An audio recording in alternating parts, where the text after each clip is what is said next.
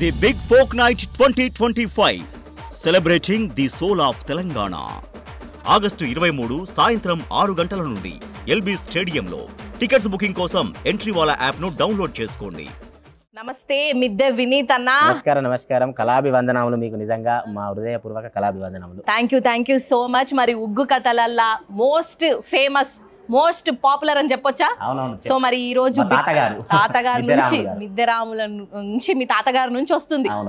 So మరి ఎట్లా ఈ ప్రస్థానము, ఈ ఉగ్గు కథ, ఈ పాటల ప్రస్థానము ఇదంతా ఎట్లా షురువైంది? అసలు మీది ఏ ఊరు, ఎక్కడి నుంచి వచ్చిరు? మాది వేములవాడ. మా తాతగారిది కరీంనగర్, ఉమ్మడి కరీంనగర్ జిల్లా వేములవాడ పక్కనే హనుమాజిపేట గ్రామంలో పుట్టి పెరిగిండు. అక్కడి నుంచి పల్లె ప్రజలలో ఉన్నటువంటి ఆ మట్టి పదాలను తీసుకొని ఆ ఒక పూర్వం నుంచి ఒగ్గు కళాకారులు గొల్ల కురుమలు చెప్పేటువంటి ఆ ఒగ్గు కథలను తాను రాజన్న గుడి ముంగట కొబ్బరికాయలు అమ్ముకుంటుండే మా తాత. కొబ్బరికాయలు అమ్ముకుంటూ అక్కడ కళారూపాలను చూసి, అక్కడ జరిగే కళా కార్యక్రమాలను చూసి మా తాతగారు ఇన్స్పైర్ అయ్యి ఈ ఒగ్గు కథ నేనెందుకు చెప్పొద్దు, మా తాతగారు గౌడ కులంలో పుట్టినప్పటికీ కూడా ఒగ్గు కథ రంగం ఎంచుకొని ఆ యొక్క ఒగ్గు కథలు పల్లె నుంచి పట్నం నుంచి మారిషస్ ఇతర దేశంలో కూడా బోనం ఎత్తి తన యొక్క కళారూపాన్ని చూపించిండు. అట్లా మేము కూడా ఇప్పుడు ఆ యొక్క పరంపరను కొనసాగిస్తూ ఇప్పుడు అంతా యూట్యూబ్ మాయ అయిపోయింది. ముందు తరాల వాళ్ళకు ఇట్లాంటి కళారూపాలు తెలవాలి కదా, తెలవాలి కాబట్టి మనం ఏం చేయాలి, ముందు తరాల వాళ్ళకు మాలాంటి యంగ్స్టర్స్ అందరు జాబులు చేసుకుంటుంటే అందరూ అది మీద ఉంటే ఈ కళారూపాలు ముందు తరాల వాళ్ళకి ఎట్లా తెలవాలి అని చెప్పి ఆ యొక్క తాతగారి స్ఫూర్తిని తీసుకొని కాళ్ళకు గజ్జలు కట్టుకొని ధోతి పంచ వేసుకొని ఆ యొక్క ఒగ్గు కథను అట్లా కొనసాగిస్తున్నాను. సూపర్. సో ఇప్పుడు మీ ఇన్స్పిరేషన్ మీ తాత అని చెప్పొచ్చా? తప్పకుండా తాతగారిదే ఇన్స్పిరేషన్. తాతగారి నుంచి మా నాన్నగారి దీవెనలు, మా అమ్మగారి ఆశీస్సులు, వాళ్ళందరూ నన్ను ప్రోత్సహిస్తూ ఇంతటి స్థాయికి ఇట్లా చిన్నగా వెళ్ళడం జరుగుతుంది. Okay, super. ఏదో ఒక్క చిన్న ఒగ్గు కథ మా కోసం చెప్తారా? తప్పకుండా. స్టార్ట్ చేయండి. తాతగారు చెప్పేది హరిహరి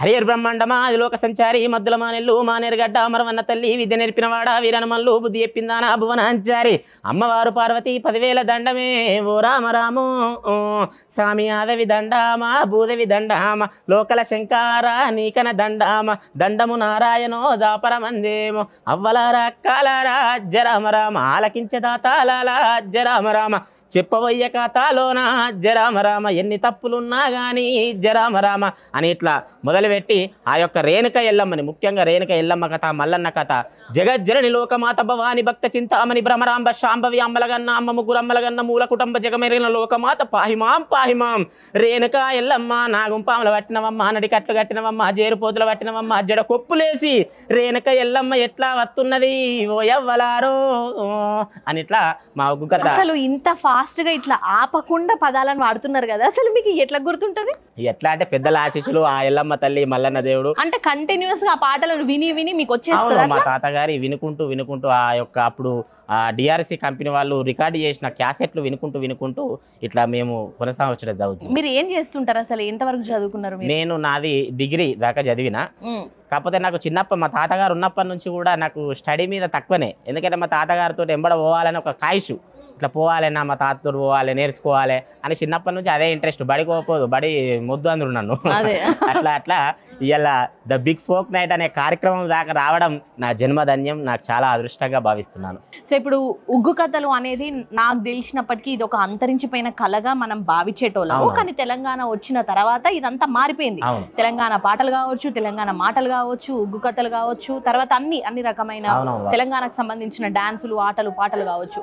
సో ఇప్పుడు మళ్ళీ ఇవన్నీ జనం వెలుగులోకి తీసుకొస్తున్నారు. ఇప్పుడు వచ్చే యువతరానికి కూడా పరిచయం చేస్తున్నారు.